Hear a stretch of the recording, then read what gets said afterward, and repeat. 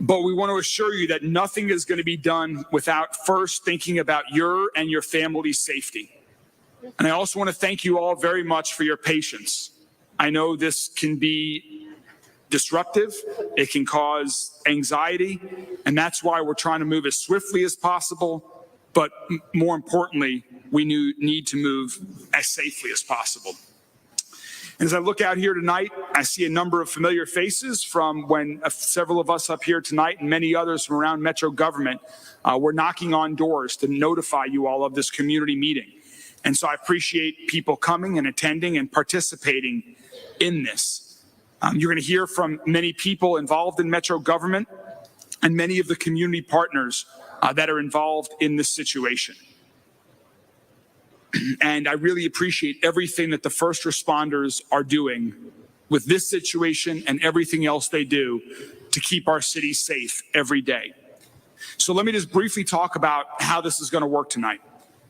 Folks up here along with me are going to provide some information with a little bit of a presentation first to give you as much information as we can right now, and also to help make sure that the questions that you all have get answered. We'll share some information about how we got here, how we're expecting to resolve this as safely and as quickly as possible, what you can expect before, during, and after, and above all, what we are doing to ensure everyone's safety. And then we'll get to your questions, which we know are incredibly important. Hopefully we answer some during the presentation, but we want to answer as many questions as we can tonight.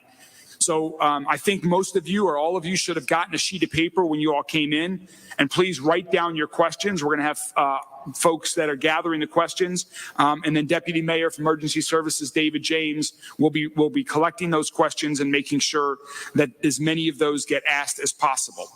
If you need materials to write down a question, please raise your hand and someone can get you a pen and a piece of paper. I think a lot of people have a lot of questions, so here's some, if some folks can get some pens and paper here in the front, that would be great. And also, if you did not provide your contact information with us when you came in, please do so that will help us keep in touch as this situation develops. Before I introduce my colleagues up here with me today, let me just reiterate something that I said earlier and that, again, I think you're going to hear a lot today. We are not going to implement this monitored and controlled burn at the house on 6213 Applegate Lane until we are satisfied that we have evaluated all options and that it can be done in the absolute safest way. And so to that end, one of the agencies that we reached out to over the past week that we've been working on this is the United States Environmental Protection Agency. We have asked the EPA to come to Applegate Lane, and they will be exploring other options before we move forward with this monitored and controlled burn. So that probably means that before this might happen, it will be a little bit longer of period of time before it does. But again, safety is the #1 priority. And so we want the EPA to take a look at this to see if there are other options. We're working on parallel paths. We remain every day working to meticulously plan the burn while we're looking at this other alternative in bringing the EPA in here. Again, we want to get through this as quick as possible, just like all of you do. But safety is going to always come first. Safety for our first responders, safety for you and all your neighbors, and safety for our entire city. So please, I just wanted to provide that update since the last time we provided a public update. So let me first introduce who's up here, and then we're going to begin a couple of welcomes from some others. Actually, before we get to the introductions, let me also first see if Senior Pastor Aaron Harvey, he is our host tonight from Highview Baptist Church. Pastor Harvey was very gracious that he and his congregation are welcoming him here into his beautiful church here tonight. And so thank you very much. And The floor is yours. Excellent. Thank you. Mayor, we do want to say welcome to you, and we are just thankful that we get the opportunity to serve our community tonight. They actually asked me to be up on that stage, and I said, that's the last place I want to be tonight. So with that, but we just want to say welcome. We're here to serve you. Any way that we can serve you, we just want you to know you're welcome, and it's our privilege to serve. So please know that you're welcome here this evening, and just hope that we're able to as a community, move forward together. So, Mayor, I'm going to turn it back to you. Just quick. Thank you very much, Pastor Harvey. We also have a few other elected officials with us today. We have Jarena Weathers, who's our new Commonwealth Attorney. Thank you for being with us here. Jarena and her office are handling the criminal side along with LMPD of this matter and other matters. I think Representative Gentry was supposed to be here. I didn't see out, but he is going to be joining us. Amy Washburn and Joni Jenkins from U.S. Congressman Morgan McGarvey's office are with us. Whitney Meadow from Senator Rand Paul's office are with us too. And also Councilman Dan Syme, who represents an adjoining neighborhood, is with us here this evening. And then also up here this evening, our State Representative Emily Callaway is here. And also your Metro Councilman, Jeff Hudson, who represents this district, Metro District 23. So Councilman Hudson. Thank you, Mayor. I just wanted to thank Pastor Harvey and his congregation for hosting us tonight. For 75 years or more, Highview Baptist Church has had a strong history of service, not just to this community, but worldwide. I can remember not too many years ago, I was on a business trip by myself to Bangalore, India, and ran into a group from Highview Baptist Church that were there on a short-term mission trip. I think they were there to build a school, if I'm not mistaken. But it's an example of how wide the footprint of this organization is. But as long as wide as it has gotten, they have never forgotten their home. And this is their community, and they serve their community. And that was made even more clear to me this past week when, quite frankly, we were having a hard time locating a venue that would allow us to come in and host this meeting. And as soon as Pastor Harvey found out about that, he immediately offered up this beautiful facility for our use, offered the services of his staff in any way that he could, and in the same breath asked, what else can we do? So I appreciate the role model of service that Pastor Harvey and his staff model for us. And thank you. Thank you for being here. Thank you for this panel that's up here tonight. And thank you. You're the reason we're here. You came in with questions, you came in with concerns, you came in with anxieties. Hopefully those questions get answered, those concerns get addressed, and that anxiety gets relieved. That's our goal tonight. So thank you, Mayor. Thanks, Councilman. One more order of business before I finish the introductions and turn it over to our MC for the evening. We do have a couple of interpreters here this evening. Sal can provide Spanish interpretation and Mina can provide Arabic interpretation. So is there anyone asking this in English? I'm not sure if that's totally right, but is there anyone who needs interpretation services? Or Sal and Mina, do you want to ask in your respective languages if anyone needs interpretation, and then maybe they can sit in one area together? No, or do you just ask if people need? Sure. Yeah. Bienvenidos, buenas noches. La pregunta es si hay alguien que necesita interpretación o traducción en el idioma español. Hay otros intérpretes acá de otros diferentes idiomas con los cuales les podemos ayudar. Nos pueden preguntar después de la reunión.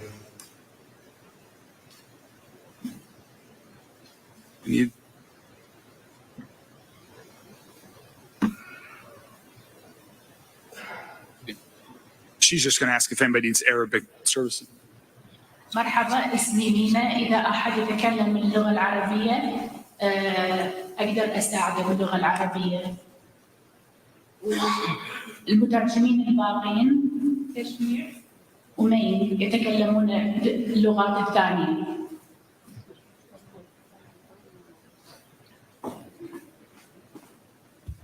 Tôi tên là Minh và tôi sẽ giúp chúng ta phiên dịch bằng tiếng Việt. Nếu mà ai có câu hỏi cuối buổi thì có thể, nếu không dùng tiếng Anh mà muốn dùng tiếng Việt thì tôi sẽ giúp đặt câu hỏi bằng tiếng Việt. Xin cảm ơn.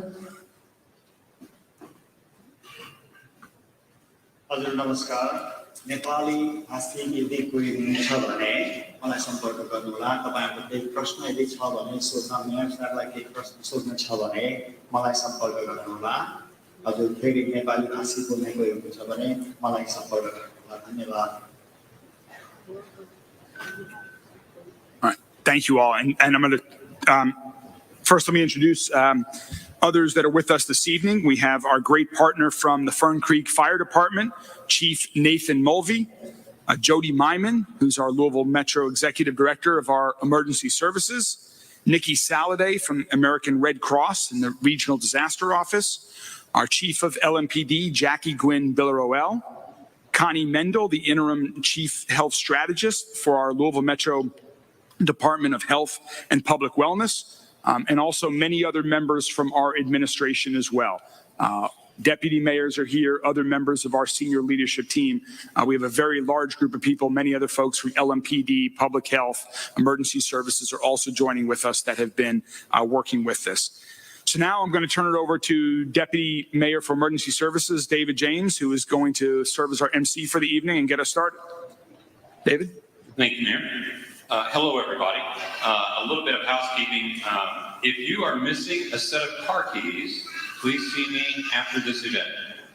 I have them with me. All right. So, as the mayor said, we want to start at the beginning and let you know how we got here. And the person that can best tell that story for us is our newly appointed permanent Chief of Police, Chief Gwynn Biller-Oel. Good evening, everyone. So thank you.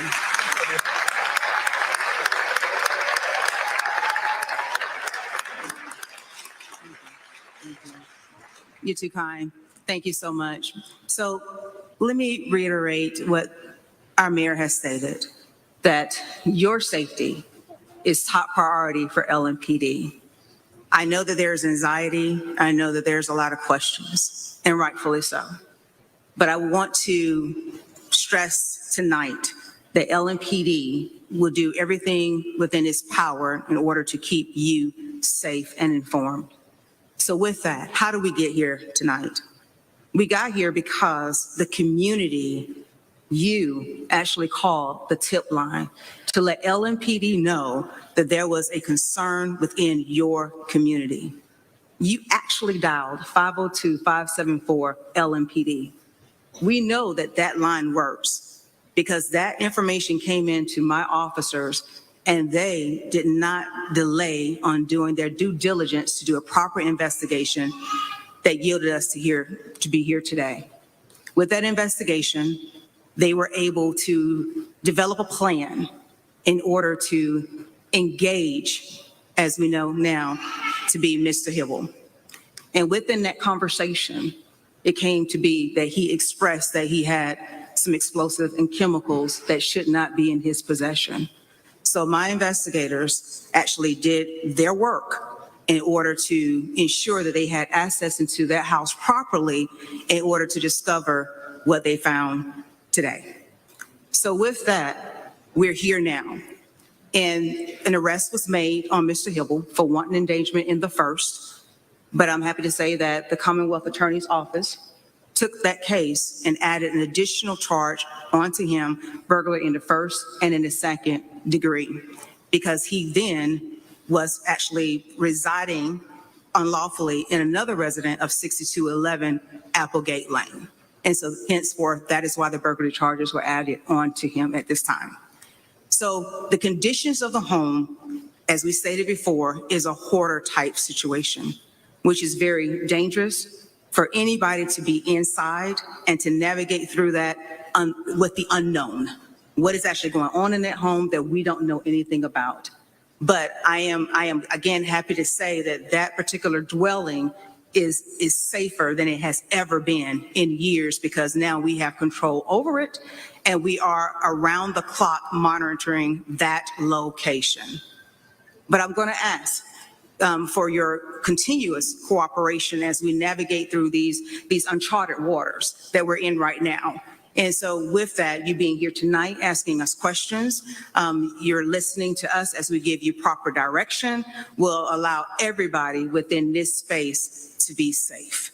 So that is why we're here today. But I got to go back and say, it is because now we are having this community dialogue, and it is working, that we're getting the information needed in order for LMPD to do its job effectively and safely. And that is with your help.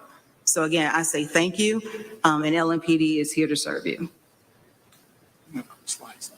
Yes, he was gonna, if you want to show the slides, Matt. So this is a location of 6213. As you can see, the debris and other items.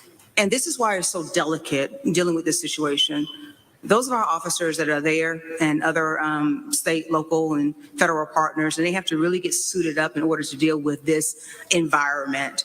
And they're only able to go into, at that time, we're only able to go into this particular dwelling place for roughly 20 minutes or less at a time because of the heat, and then plus what they were wearing. So it's truly a daunting task.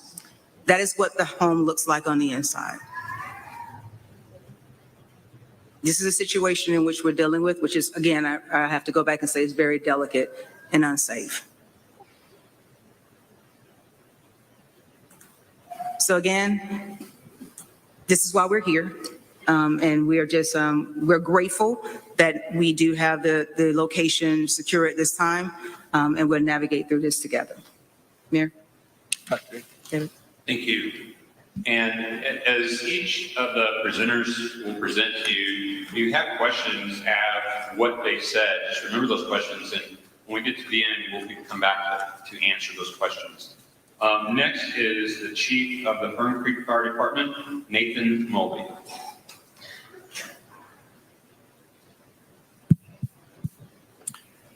I'll echo what the chief had just mentioned. Thank you all for having us. Thank you for allowing us to be here in front of you. You know, this is for all of us a very challenging situation. I'm extremely thankful that there wasn't anything from an emergency standpoint involving a fire in this residence even 12 hours before the tip was given to the police department of the incident. Because if that had happened, our first responders and rescuers would have been put in a very, very bad situation and potentially not turned out so well. So I'm very thankful for you all and your active ways of engaging with the community to get us where we are. So I've been asked to speak briefly on some of the sights and sounds if or when a fire is conducted from that perspective, or what you might anticipate hearing as a result of a fire. So typically when there's a structure fire involved, some of the things you're going to hear is loud whistling, crackling, popping. There obviously is smoke. Smoke is the process of the materials inside the house burning off, and the gases as a result that enter into that smoke, and then anticipate dissipation of that. In a hoarding condition, the unfortunate thing is there's a lot of circumstances where you don't know what you don't know. You know, there are times where it is unsafe for firefighting practices, which is what we do. We typically are going in to extinguish a fire. We are not in a practice of starting fires. So our job will continue to be maintained as fire protection agency, and we'll do everything we can to continue to maintain an atmosphere accordingly for our community and our first responders. I want to reassure you and our members as well that that's our continued mission and goal. And we are here to continue to support this police matter. We have from the day it began, and trying to help keep them safe as well as you all. So thank you again for allowing us to be here, and hopefully we can continue to navigate this and find clarity for everybody as we work to mitigate and resolve the issues. Thank you, Chief. And next is Jody Miner. He's the Executive Director of Emergency Services for Metro Government. Jody? Thank you, Deputy Mayor James. So, again, I'm the Executive Director for Louisville Metro Emergency Services. So we're the overall coordinating agency for events like this, whether it's a planned event of some kind or it's an emergency or incident that happens out in the community. So we began with this as LMPD started to go into the building and they realized the magnitude of the incident. And we were working within the incident command system with them. And then once we determined the extreme magnitude that we were involved in, we set up an all hazards incident management team. And it's what we do with our larger events and our larger incidents. And what we set up a unified command with all of our partner agencies. So it's not just one person making the decisions. It's a group of people, individuals with all the stakeholders that are playing roles in the incident. And then we created a command and general staff. And the process that we put together with this is any of our objectives that come up with whatever the determination is, with how we mitigate this problem, is all these plans are developed in this process and they're sent up through the unified command and all the way to the mayor's office for his final approval. So we want to let the community know that it's not just one person or not just a few people that are making these decisions. We've got over 60 people right now, stakeholders within several different organizations, local, state, and federal, who are in this process right now, creating these objectives and making the decision on what's going to end up happening. So if and when potentially this burn does take place, some of the things that you can expect 24 hours before the actual burn takes place is obviously we've got to localize the street. We've got to close the street down for just residents that are on that street, so the first responders can come in and actually set up the house for the burn that's going to have to take place. We are looking for the best possible day to do this, and what I mean by that is weather. Weather can play a huge role in this. We want a nice clear day, low humidity, obviously light winds, because we want the smoke to go up as far into the atmosphere without affecting the community. And if you can imagine, if it's a cloudy day or a rainy day, that smoke is just going to crash back down into the neighborhood. So we don't want that. So obviously our partners with the National Weather Service are going to play a huge role in this for determining which day if and when, like I said, this takes place, when it's going to take place. We've got a really good messaging system and technology within Metro government, and it's called Lens Alert. It's the Louisville Emergency Notification System. If you haven't signed up, please go to louisvilleky.gov. We've got the link here that you can sign up for Lens Alert, and you choose the type of emergency notifications that you get. One of the other tools in our toolbox that we'll be able to use with messaging the community is what's called the iPause communications. It's the integrated public alert and warning system that we can get to you whether you've signed up for it or not. I don't want to discourage people from signing up. We want you to sign up for Lens Alert, but in the event that you're not signed up, we can touch every device, every phone. It's the type of emergency you get when a tornado happens or some type of Amber Alert or other notification like that. So we have the ability to send that out from our 911 communication system. Barricades will be set up and street closures, or they will be put out in order to put those out for the next day.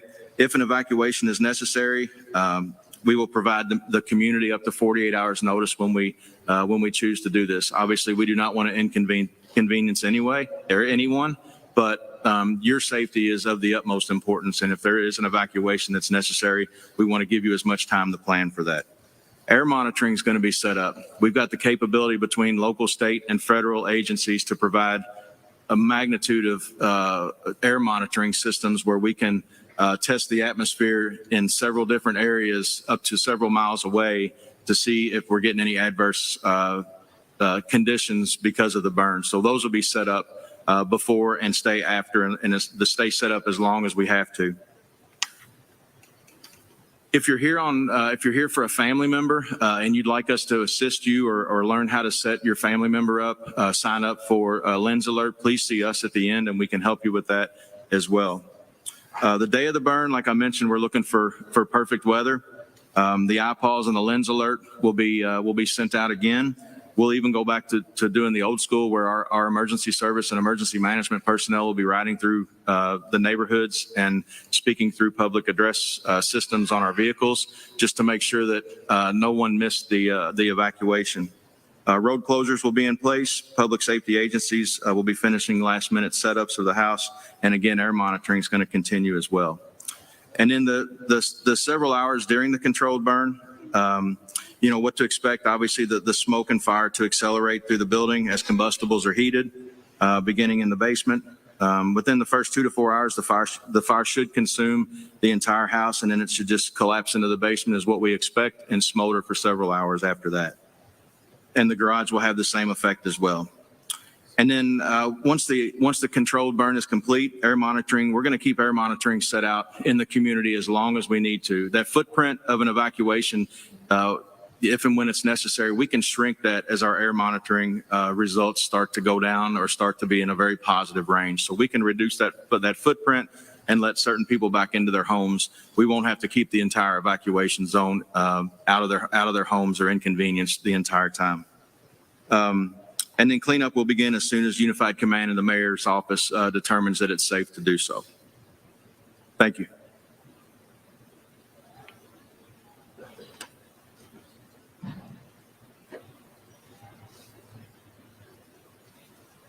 Thank you. Deputy Mayors, where are you? I see Barbara Sexton-Smith right there. Come on up here, Barbara. And I thought I saw, there's Dana Mayton, Nicole George. If you all just raise your hands and let everybody see you. If you have questions or if you need an index card to ask questions with, please flag one of these outstanding deputy mayors down. Thank you.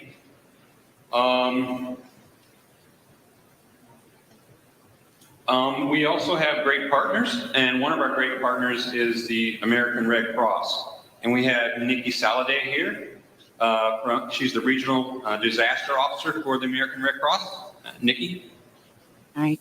Good evening, and thank you to the Mayor's Office and the Emergency Manager's Office for inviting us to be here tonight. I'm going to keep this really short and sweet.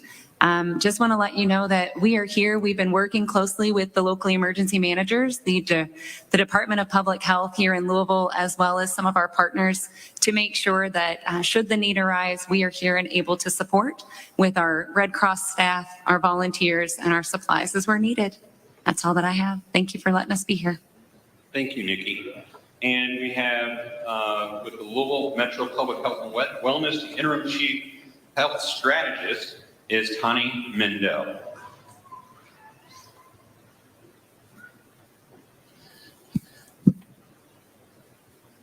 Hi, Connie Mendel, Louisville Metro Public Health and Wellness. I do want to start off beginning.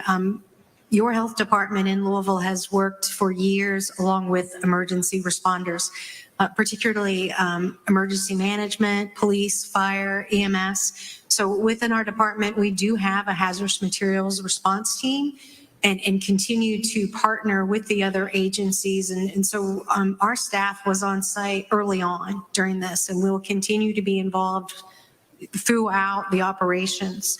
So we will be conducting environmental monitoring, looking at air, water, and soil. And these will be doing monitoring and sampling prior to any operations, during and after. So we'll be advising along with all of the expertise that we can bring in. So we're already discussing with our state environmental partners, federal, when we talk about the US EPA, we're bringing in the resources and the experts, top of the fields. So with that, we'll be advising on any hazards that are detected and how that could potentially affect your health.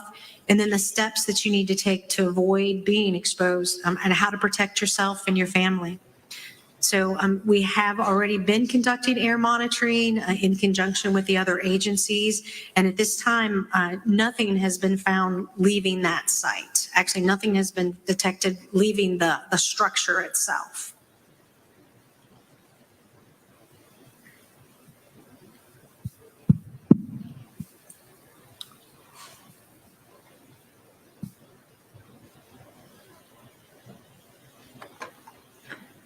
All right, thank you, Connie.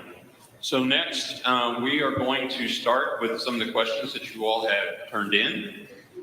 And the first one is for neighbors not contacted if an evacuation is deemed necessary, the demographic form will be on the Louisville Metro website. That was a statement. Oh, I'm sorry. There we go. Here we go. What happens if our property value drops?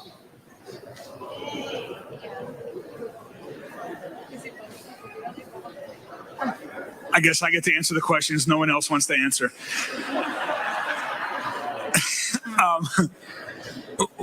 We don't expect that to happen. There's nothing that we're working on right now that has given me any reason to believe that there are long-term impacts of this. Everything that we're dealing with here, even if we do have to do this monitor and controlled burn, would be short-term in nature. We are focused. That's something that we don't want to do anything that's going to cause long-term impact. Not for real estate values, but for your health. And so that's what's driving this. We are not going to do this until we are convinced that this is safe in the short term with limited evacuation and temporary, and in the long term for everyone. So that is the top of mind, and we do not expect any long-term impact. Thank you. What if you cannot vacate your property? Well, if there's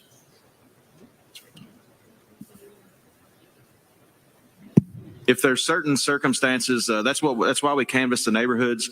That's why we're filling the paperwork out tonight, or asking you to fill the paperwork out tonight. Is special circumstances we can help alleviate any issues where somebody can't vacate, and what those issues are, and try to overcome that, and help in any way that we can. Thank you. Yeah, also one other note on that, for example, if I know many of you all have pets, if there is a temporary evacuation, we would encourage you all to leave with your pets. If that's not possible, we'll be able to provide services. So Louisville Metro Animal Services can care for them during the period of time. Things like that with unique circumstances, we will make every accommodation that we can make. Thank you. What mitigation for rodents? What mitigation for rodents on site? I'm guessing if there are rats on the location. Oh, and We haven't found any. What? We haven't found it. We haven't had any. their neighbors say yes. Oh.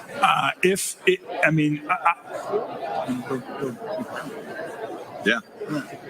If there's anything in the house, it will be consumed in the fire. There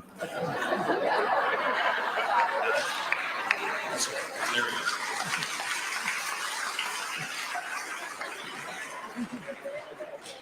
All right. One more question. Do we need to pressure wash our homes after the controlled burn? If there's any issue, we'll work with the community any way we can. That's something else. Like I said, we're going to be monitoring that situation, even with particulate monitors, to see where the smoke's actually falling if it does get into the community. So if that's the case, then we'll work with neighbors to try to help out. Thank you. How will you protect our homes from looting?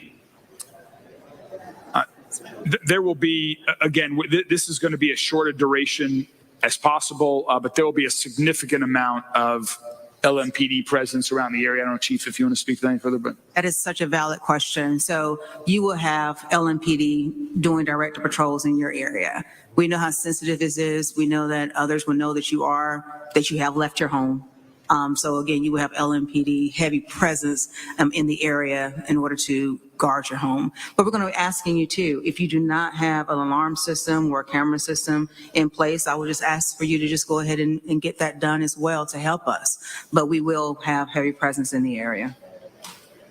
Thank you. Next question is there a map of the area? We don't know what an evacuation area would look like yet. Because it will all depend on, as Jody was saying, plume analysis, weather conditions at the time, continued analysis that we're doing right now. So we knocked on just under 1,000 doors in a radius around the home last week. Our hope is that the area would be much smaller than that, and it'll depend on weather conditions, but we just don't know yet. So there is no map, but that will be widely broadcast and shared extensively before this happens. Thank you. If we want or need other lodging options, if an evacuation is needed, will it be reimbursed?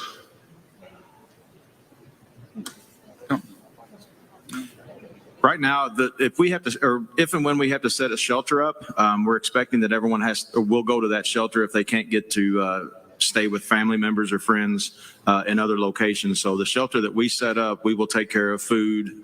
If it's overnight by some chance, we will take care of those accommodations as well with our good partners from the Red Cross and other agencies. Thank you. Again, our hope is this is as short as possible. This will be done during daytime hours. And our hope and everything we're planning for right now, and based on all the information as we have, is that this will be a very short time in duration. Yes, we don't want anyone to have any kind of financial constraints due to this issue. Thank you. What is the risk to our first responders? And that is part of the reason why this is one of the paths that we're going down right now, is because, as you saw the conditions from the home that the chief showed, for our first responders to be in those in that hazmat suits and the other protective gear that they have to wear to be in this home, it is very difficult to maneuver and operate safely. And combine that with the fact that it's a hoarder's house, and so our robotic equipment cannot go in there to remove all of the material because of that. That's why we find ourselves in this position. Now, as I mentioned, we are in conversations with the EPA. They are coming to town. They are assessing the situation, and they might have a different strategy that can address this. And if they do, that is something that we are certainly going to very seriously consider. But with the local resources that we have, we've reached out to many private sector contractors over the course of the past week, based on the other folks that we have talked to that are experienced in this area. This is the path. And again, but we continue to work parallel paths with the EPA right now. Thank you. And how will JCPS change its bus routes if necessary? So we have, I think that's a to be determined question. There is a bus stop very nearby. You all know the bus routes better than I do, but we have been in close contact with JCPS on this, and we will certainly plan accordingly with them beforehand, but we don't have an answer yet on that. Part of it depends on, what day it happens. Does it happen on a weekday or a weekend and things like that? So that's still up in the air. Thank you. Can we be forced to leave? In a situation like this, due to the declaration of the disaster, that's what we're looking into. We ask for your support in trusting our judgment and believing in us to, if we ask you to leave and we ask you to seek shelter, like I said, we're asking you to trust that. But legally, that's something we're looking into. Thank you. Can my pet stay in the house? As I mentioned earlier, we would advise you to, if your house is under the area of evacuation, we would encourage everyone to take their pets with them. Thank you. And how will this affect my garden?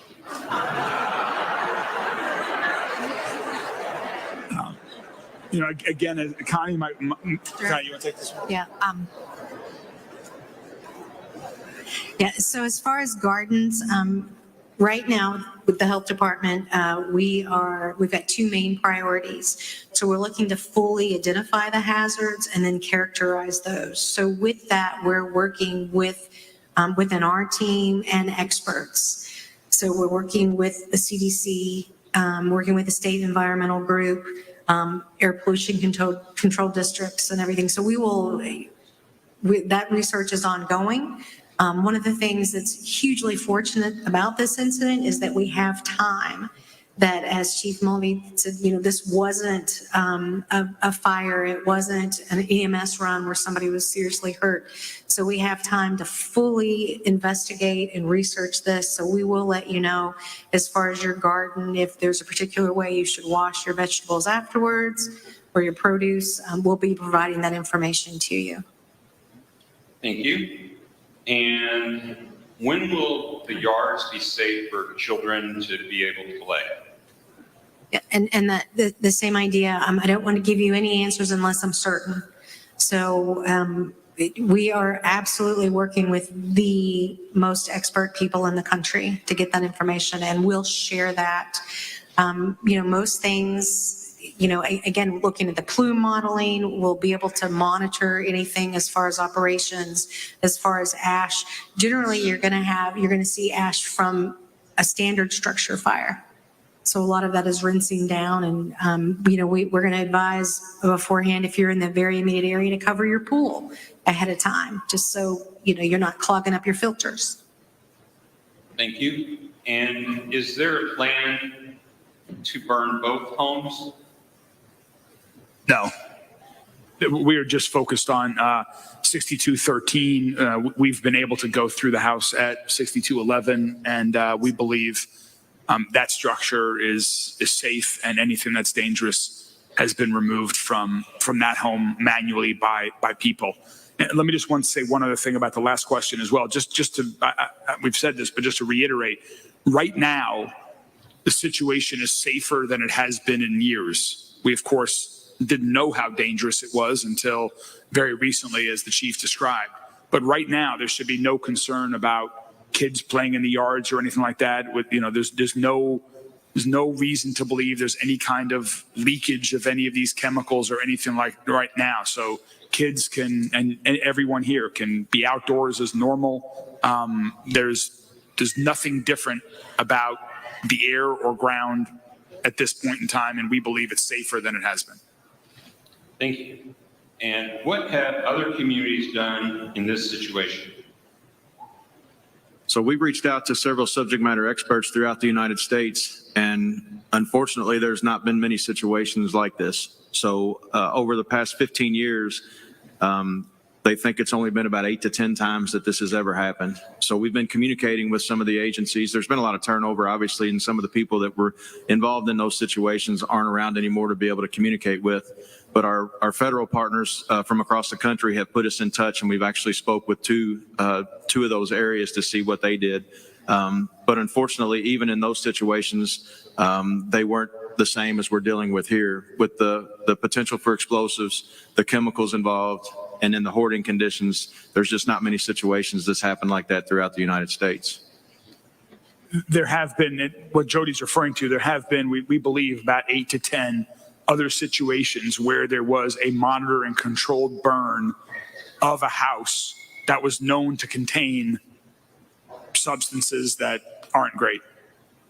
California, I can't remember where the other ones were, but various parts of the country. Thank you. Should we turn off our air conditioners at the time of the burn? Yes. It's a good question. And who will clean up our yards? I'm gonna combine this together. Who will clean up our yards? What about koi ponds? And what about swimming pools? I think the answer there is what Connie just said. I mean, we would encourage people, if they do have koi ponds or swimming pools, to cover them if you're in the area.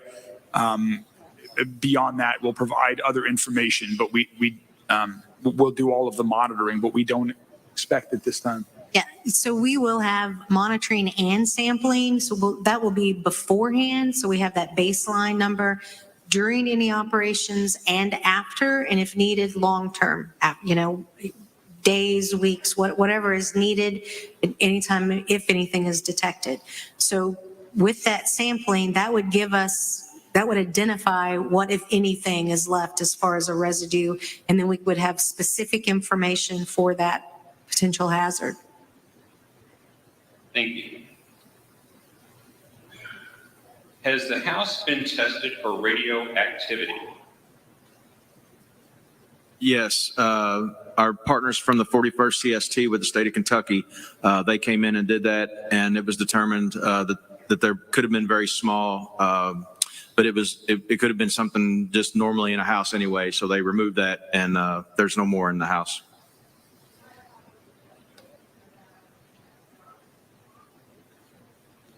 I'm sorry. Go ahead. No, I mean, the yard would be the same thing. So we'll have sampling and we're going to set up immediately and all the way around in different phases. So it's just not at the house. It'll be the immediate area. And then we'll continue to go out if you think of circles around.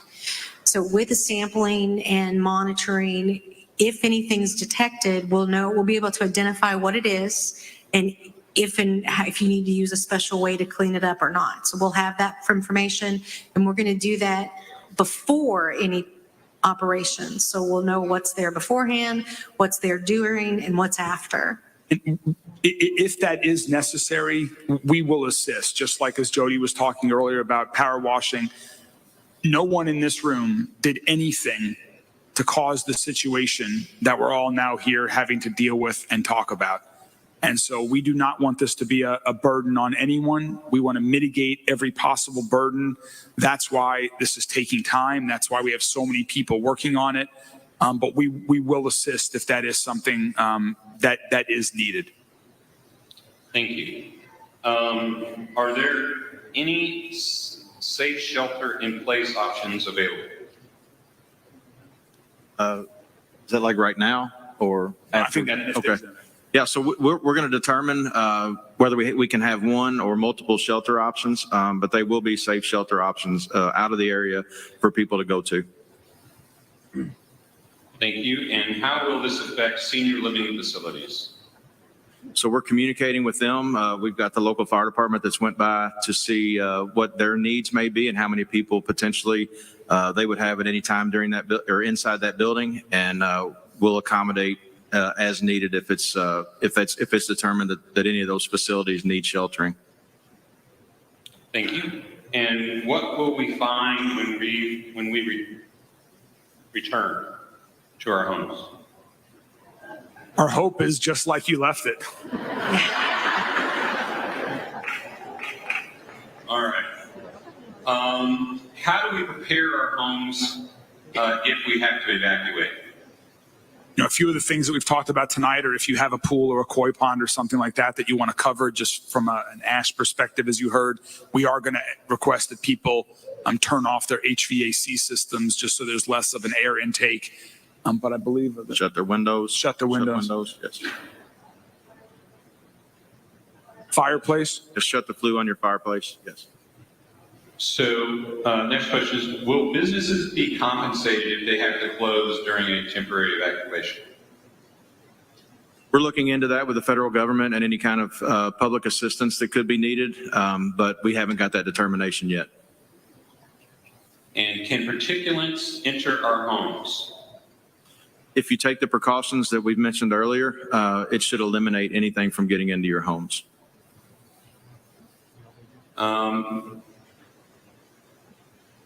Where will the water used by the fire department go to put out the fire?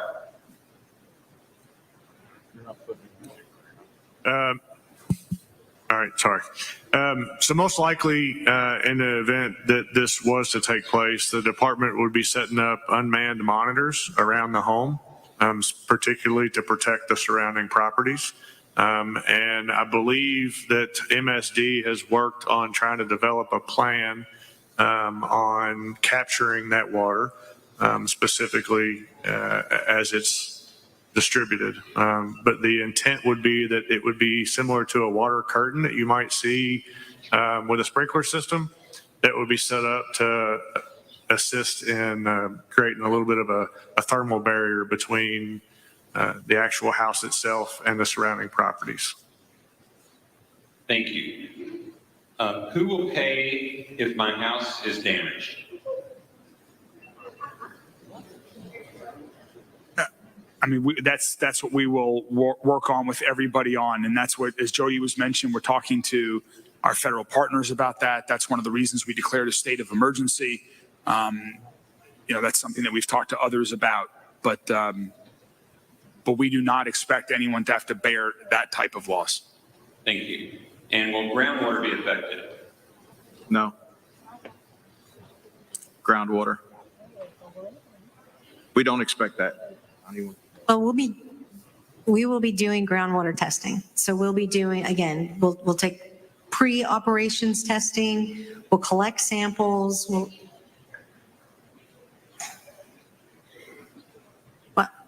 We don't expect that it will, and as Connie said, we will be monitoring. I mean, one. Yeah, and that's why we'll be doing the testing. We'll not only be monitoring, but sampling. So we will have that information. We'll do pre-sampling during and post. And any water that, I'm sorry? Yes, she asked if that information would be shared, and it will be. And keep in mind as well, we don't expect to put a lot of water on the fire. We want to let it burn as long as we can let it burn to consume anything inside of there. As again, I said earlier, we expect it to fall into the basement, which will hold it inside of there as well. So we don't expect to use a lot of water in this situation. Yeah, as the chief said, this is almost the exact opposite of everything they are trained to do every day, and that's put out fires as quickly as possible. If this is the path we go down, we want this house and everything within it to be incinerated. Just one other general comment is we are, and I hope this is beginning to show it of our activities and our communication over the past week. We are communicating, we plan to communicate all of this information, whether it is good, bad, neutral, whatever it is. Everyone has every right to know, and that's why we're doing a meeting like this. We're answering questions to the best of our ability right now, and we will continue to. And if for some reason, if we go down this path, and if afterwards for some reason things happen that we didn't expect, we will be very active with communicating that information. Everyone's safety and health is the number one concern here.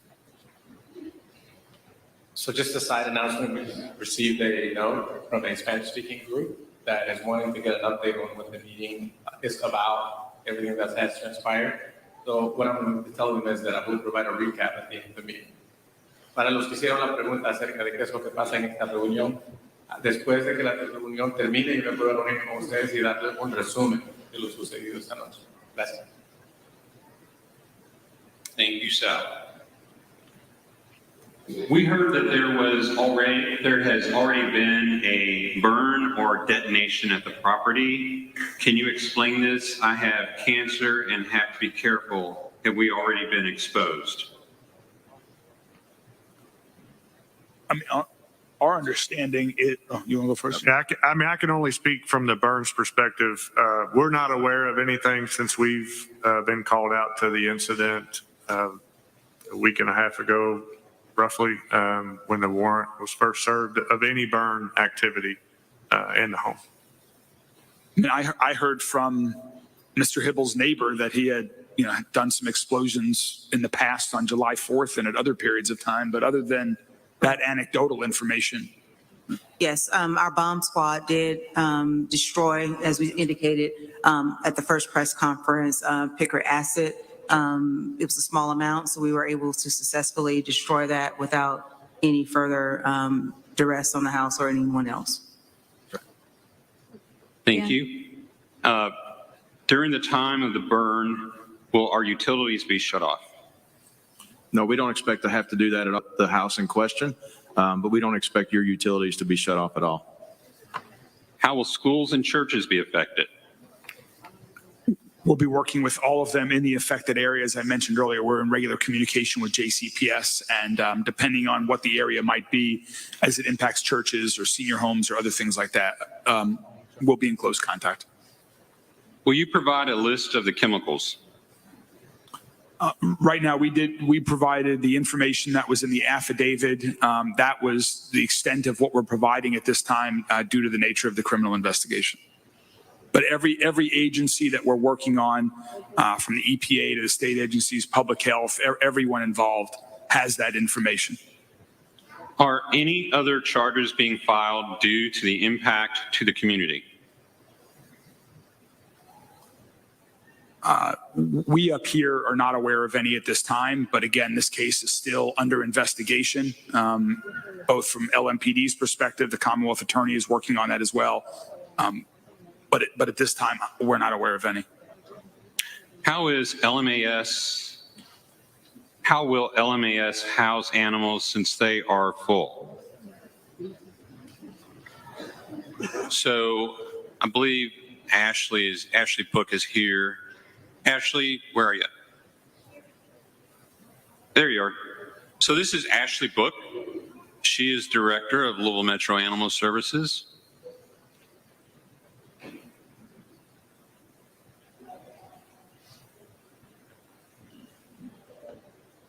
Hi, everyone. So great question. So yes, we are absolutely full. We will not be housing your animals at the shelter, but we are working with partners like the Kentucky Humane Society to set up a temporary shelter if you can't leave with your pets or give them to a family member or friend for that time being.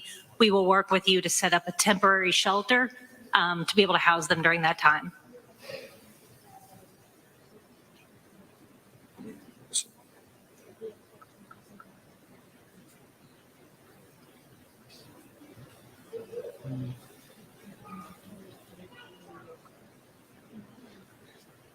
All right.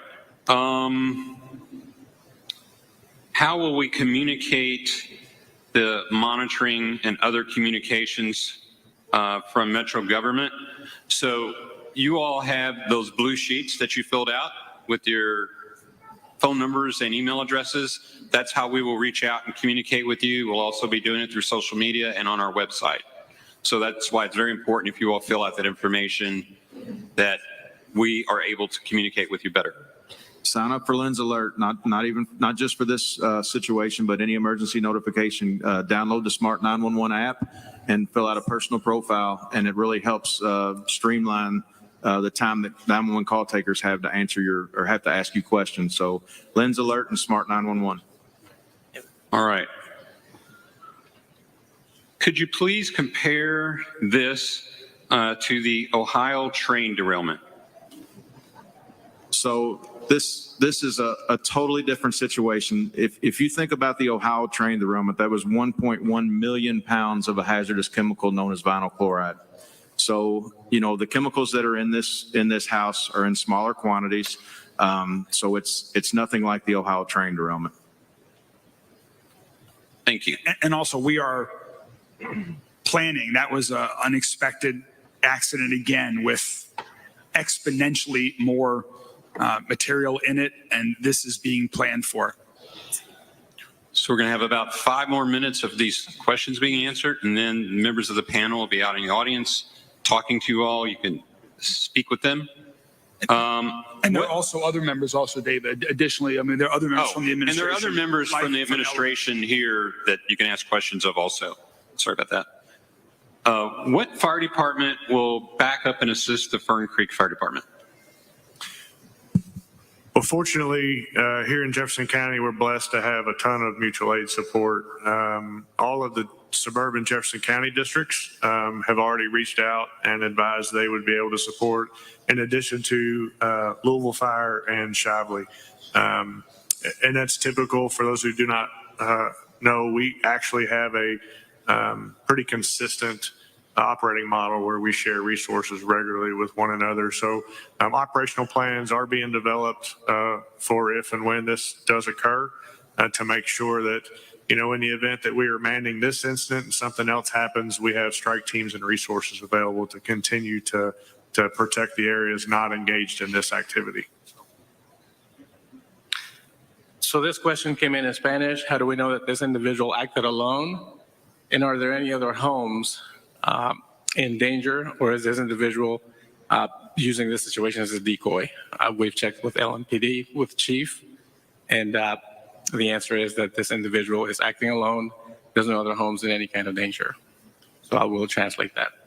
Su pregunta es de que cómo sabemos si este individuo actuó por su propia cuenta o si hay algún otros peligros en otras residencias, y la respuesta de acuerdo a la jefa de policía es de que ese individuo actuó por su propia cuenta, no es parte de ningún grupo y no hay otras residencias en peligro. Where will any additional resources for fire stage at the time of the controlled burn? As I mentioned earlier, we're working on a plan. Just as you guys are evacuating, our first responders want to make sure that we're safe as well. So we're trying to establish a plan for how that will be controlled and contained with our equipment as well as our resources.